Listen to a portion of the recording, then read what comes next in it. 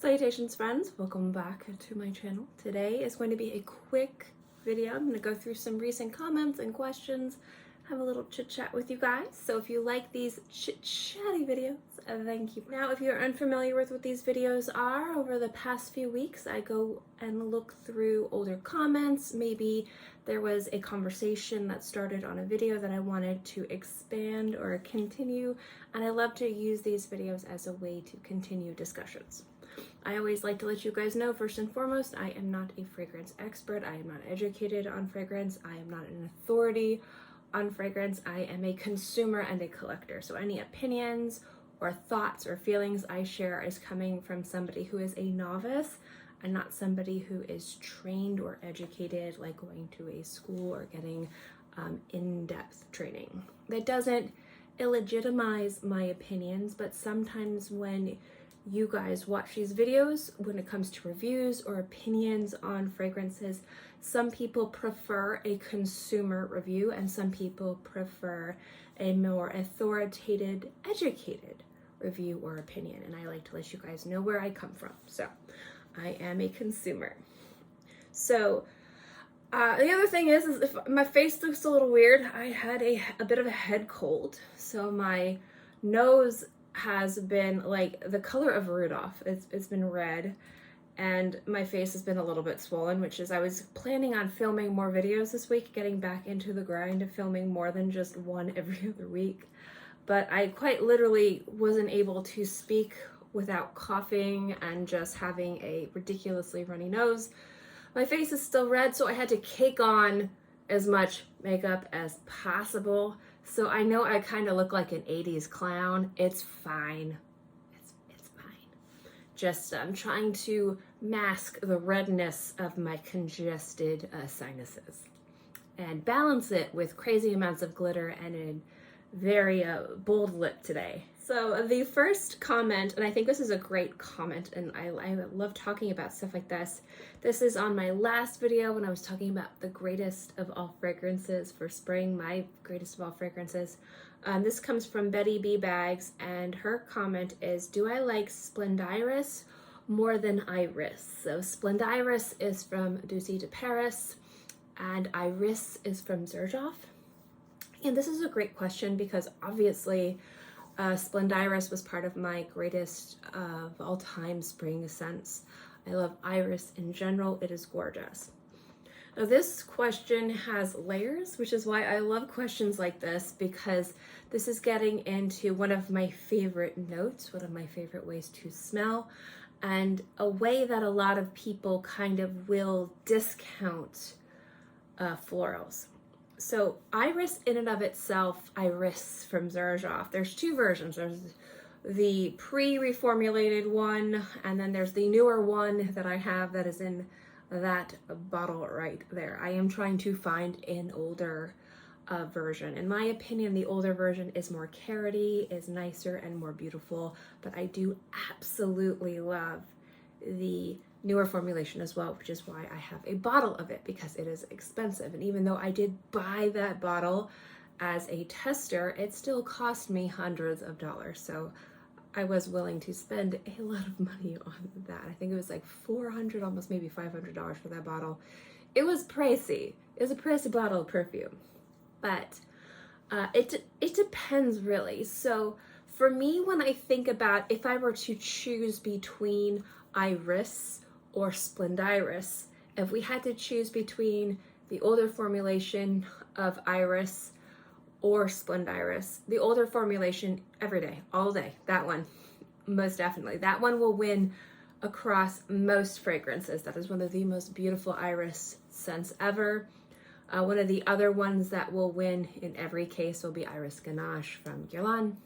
But I will say that when it comes down to the newer formulation, it really depends on why I'm wearing it and what time of year.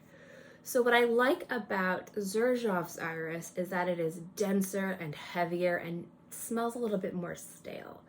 It has a lot of layers to it. It has a lot of denseness to it. It has a lot of richness to it, even the newer formulation. I think carrot and iris go together the way that mint and chocolate go together. Some people agree with that, some people disagree with it, just like peanut butter and chocolate go together. There are just some combinations that are just magic. And for me, carrot and iris is just glamorous and beautiful and timeless and elegant and gorgeous. And there's something about the way that Gurdjieff really, and I know I'm saying their name incorrectly, again, sinuses, I'm blaming mispronunciation on my sinuses, even though we all know that's not the reason, but we'll give it to me today. They blend iris and carrot so beautifully in just about any of their fragrances that have a dominant iris note. There is this gorgeous carroty foundation underneath the iris, and that's why I find myself really kind of craving their more kind of luscious, glamorous, timeless fragrances, and I love them so much. But when I think about which I would prefer, I will also have to think about the utilitarian aspect of it. So living in Florida, living in the tropics, living in the swamp, there has to be a reason to be able to wear it and also want to wear it and crave to wear it. So if I had to choose iris over Splend Iris, it would be Splend Iris, because I can wear this one year round and it is just timelessly beautiful and also very effortless. So even though when it comes down to the complexity of the composition, the beautiful balance of glamour and timelessness, and that kind of stale cosmetic powdery essence that iris can have, especially in fragrances like iris, both the original formulation and the newer formulation, those can get lost and too heavy to where I cannot completely appreciate them year round. With Splend Iris from Dusita, you get that beautiful aromatic, soft, pillowy quality of iris, but you're able and capable of wearing it year round. And that's what makes this more of the greatest of all time for spring, because I do love to wear those iris fragrances year round, and they can get a little bit too heavy in spring and summer in the swamp. But this also does not lose its magic or get lost in colder winter climates. And where I live now, it went to like 18 degrees, so it does get pretty frigid here for Florida. So this is a year-round scent, so this can easily be something that can be worn year-round. So if I had to choose between iris and Splend Iris, I would choose Splend Iris. If I had to say curate my collection, pare it down, get rid of things, I would feel very sad to get rid of iris, but I also would have to consider making a smart, wise decision in regards to wearability, and this would be a choice, and it is a beautiful fragrance. So I think I would choose Splend Iris, not because iris in and of itself is a bad fragrance. It is a glorious fragrance. I love it. It's one of my favorite top irises ever, but I also do have to consider the wearability aspect of it, and the fact that she was able to completely create something beautiful and wearable and poetic and just gorgeous. I have to give it to her for this one, and that's why I would choose this. But they're very close, and if I lived in an area where it was colder and more frigid more frequently, it would probably be iris. But if it's between the two that I currently own, Splend Iris. Now if I own the original formulation, I would suffer through the smuggiest, muggiest weather and wear that one all the time, because it's just, oh my gosh, it's so gorgeous. It's a comment I get all the time. I mention this all the time. I love mentioning this or talking about this, again, because when I sit in front of a wall, I share haul videos, I talk about fragrances. This is great. This is on my favorite discount fragrance sites. Again, I get this all the time. With all due respect, how do you justify paying $1,000 for a bottle of perfume? Wouldn't it go bad before it could be used? Are you a trust fund baby? Again, no offense. It's just How can the regular consumer afford? Thanks for a great video. Okay, first, I am not a trust fund baby. My parents worked very, very hard to give me a beautiful life, but we were middle class and we had a beautiful, wonderful life. But no, I'm not a trust fund baby. I work very hard now. I'm very blessed to not have to worry about a lot of different things. I am very financially secure. I will link videos below where I talk about my finances, because I always like to be a little bit transparent with you guys, because when I'm talking about $1,000 bottles of perfume haul videos, I like to be honest and upfront with you guys, because I think that that is the responsible thing to do. I don't want to sit here and be like, hey, I make $500 a month and here's a $3,500 haul video. I have a passive income from a variety of different projects that I have, and I own several different businesses, and I'm very lucky and very blessed to be able to afford what I do. But the biggest thing is that this is what I spend my money on. Now, there was another comment where somebody said in one of my past videos they liked my Van Gogh top. Thank you. Thrift store find. That is right. Most of my clothes come from the thrift store or come from the sale rack at Target. I actually rarely buy new clothes, but having lost close to 100 pounds the past year, I've had to buy a lot more clothes. So I haven't purchased a lot of fragrances because I had to reopen my Sandcarving business and I had to invest a lot of money in new clothes. In fact, I just dropped a lot of money on North Face jackets. I bought like 3 puffers, 2 rain jackets, and like 1 other jacket. I also bought a Pendleton jacket on sale. It was still very expensive, but I love it. I'm so excited for it. So that was a lot of money. But other than like that probably close to $2,000 worth of jackets I just bought. Most of my money, if not all of my excessive income, goes to fragrance. So like I mentioned it before, say you have a disposable income of say $200 to $300 a month. After you pay your bills, you pay your utilities, you fill your car with gas. I don't have a gas car, I have an electric car, but I still have to pay electricity when I plug in my car, utilities, things like that. And then you have your extra fun money, your disposable extra luxury money. If you're the type of person that goes out to eat, if you're the type of person that has hobbies or activities that require dues, like if you go to golf, you golf, you might have golf dues. I used to be on the golf team when I was like in middle school, so other than that I don't know if anything else has dues. If you have a gym membership costs money. If you like to go out to eat, if you like to collect a variety of different things, you have other expensive hobbies, all of that might eat into your disposable income. So maybe you might want to buy a bottle of perfume, might only have $20 to $30 after doing all of the other things that you love to do. I only buy perfume, so I have a lot more money at my disposal to spend on perfume. I also have a YouTube channel. I don't get a lot of views. I don't post that much content recently because I've been terribly busy with my business. But I do make a small, tiny little pittance of money from my YouTube channel. I've talked about it before, about $600 to $1,000 a month, not that much at all, but that gets reinvested into my YouTube channel. So I use that money to buy fragrances to review for you guys. So I have a variety of different ways to bring income into my pocket. That video specifically, that I know I'm talking way too long about this, but I get asked this a lot, and I always talk about it, not because I feel defensive, but because I feel like it's really important to remind you guys that I'm not just spending money, because I never want to sit here and promote just mindless shopaholic, irresponsible spending, although obviously this looks and can very well be considered irresponsibly spending.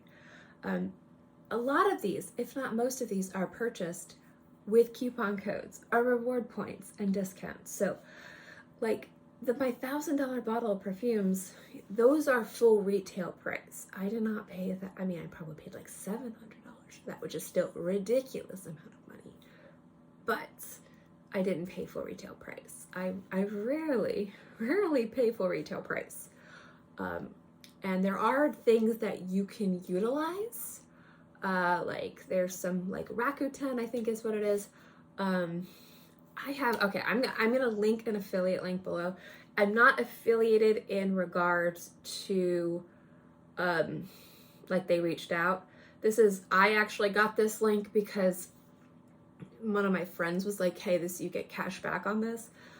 You do not have to click my link. You can just type in the website and just ignore my link. But if you want to use my link, I think you get a little bit of money. I get a little bit of money. Please do not use my link if you do not want to use my affiliate link, by all means. But I'm using this as a way. Like Rakuten, like there's some places where you can get 2% back, cash back, sometimes 10% cash back. So sometimes I will wait until I see like a 10% cash back on purchases for fragrances. And some of those places will be like Nordstrom or Neiman Marcus or like Ulta. And so I will wait until there's like a 10% cash back because that's like 10% off. And then if I have reward points or gift cards, I have different apps where you like scan your receipts and you get like a $10 reward point, or my Amex card gives me reward points. I literally like coupon clip for like online deals and reward points and coupon codes. I have like hundreds of dollars in Ulta reward points. I mean, like I spend a lot of money to get that kind of stuff. But these are things that, like I get my haircut at Ulta, I buy my cotton balls at Ulta, I buy my shampoo and deodorant at Ulta. So like I purchase at places where I can get these reward points, and then I might buy my fragrances with these reward points. So I might have a haul where it's like, hey, here's like $1,000 worth of perfume, but I might have only spent like $150 after coupon codes and discounts and buy one get ones and reward points and things like that. And if I sit here and say this is $1,000 bottle, I'm going to tell you how much it costs full retail price. But please understand that you should be as smart, responsible, and I'm not saying that you aren't, but do utilize whatever you have at your disposal to save money, and do also not feel like you have to buy a full-size bottle. You can buy partials. You can find a way to get samples or decants. You do not have to buy the full-size, full presentation bottle to enjoy the liquid that is inside. If you do not have the money for it, or it's too expensive or out of your price range, which is totally fine, because a lot of this stuff is vastly overpriced, feel free to find a way to smell this liquid at a cheaper, more reasonable cost. I usually would recommend Scentbird, but I'm still not quite happy with them, but I've talked about that too. But like if I'm going to sit here and show you a bottle, I'm going to tell you how much it costs, but I might not have paid that cost, and I might have gotten a lot of kickbacks in regards to cash back and reward points and coupons and buy one get ones. Like I try to save as much money as possible. Like my bottle of Amber Oud from Raja, I technically paid full retail price for that because I went to a fragrance counter and I was like, I want to buy that. But I used I think $500 or $600 worth of Amex points to get that. So I only really out of my pocket paid like $150. But I used reward points to pay for that bottle of perfume. So even though that fragrance did cost me $750, the cash that left my bank account was only not nearly the same amount. So do understand that I do try to utilize all of that. I'm an extreme coupon clipper, reward points fanatic. If there's an app where I can just kind of scan something and get 5 points, and after 10,000 points I get $5, I got those apps on my phone and they work and they're great. So that's how I do it. But I do work hard. I do own my own businesses. I have a lot of blessings and privilege that a lot of people deserve but do not have, but they do deserve. But I do mostly work for myself, and any extra money I have, when I have it to spend on luxuries, it's 9 times out of 10 spent on. Last comment, I don't want this video to be too long, and I think I talked way too long about my money, my businesses. This is something I haven't smelled because I haven't been to a department store, I feel like, in a very long time. So I haven't tried this, but I want to. So for the longest time, forever, one of my favorite designer scents is Donna from Valentino. Love it. Oh my gosh, so beautiful. So Nothing Heard on my review, they said they changed the formula completely but still advertise it as nothing changed.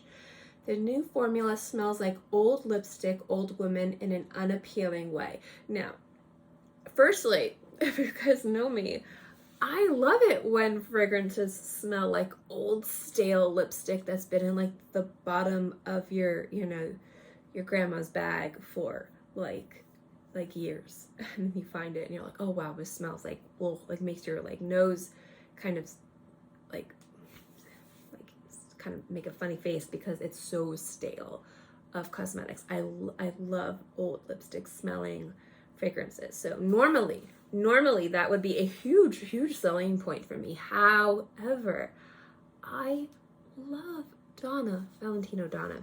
Such a beautiful fragrance. And I actually was wearing it the other day. Today I'm wearing Jasmin Satin from Maison Rebatchi. Love that fragrance. But I almost wore Donna today, which is why I wanted to answer this. I will probably try to actually go to a department store maybe in the next few days and smell it, because I would do a video talking about that because I love that fragrance so much. And if they did actually change it, I would be devastated. Not because I dislike the way that those smells, because I love the way that that smells, but I loved the original Donna. It was so beautiful. It was sweet and feminine and sparkly and had this beautiful allure to it. It was a love at first sniff to me. Gorgeous, gorgeous, gorgeous fragrance. So I would be devastated if they changed the formula.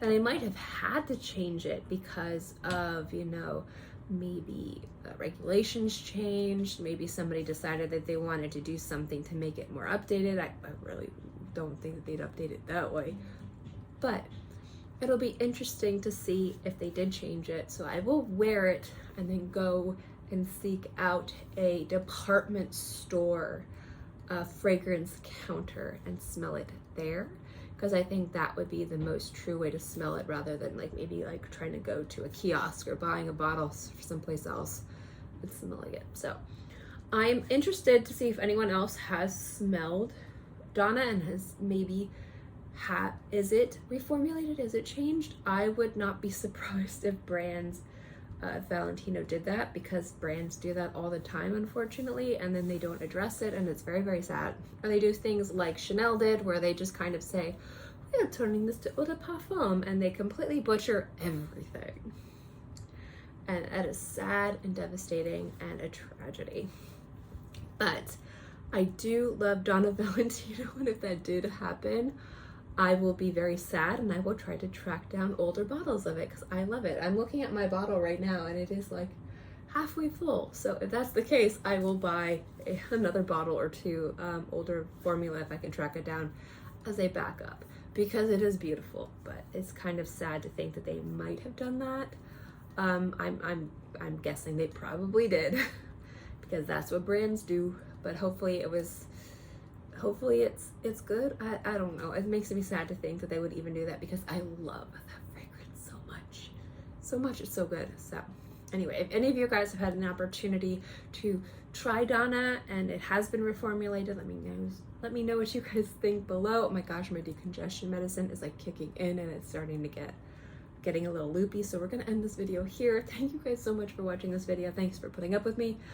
I will most definitely have more videos coming out very soon. Probably gonna try and do videos as frequently as possible, trying to get back to the Monday through Friday schedule, but this head cold has kept me pretty much off of the camera, because again, like obviously I look like an 80s clown because I had to mask the crazy inflamed sinuses. So once these kind of simmer down, I will be back to my normal fragrance programming. I have some cool new things to talk to you about, some old favorites to discuss, and I'm excited to share my thoughts on fragrance with you guys. So thank you guys so much for watching this video. I hope you enjoyed it, and I'll see you next time. Bye.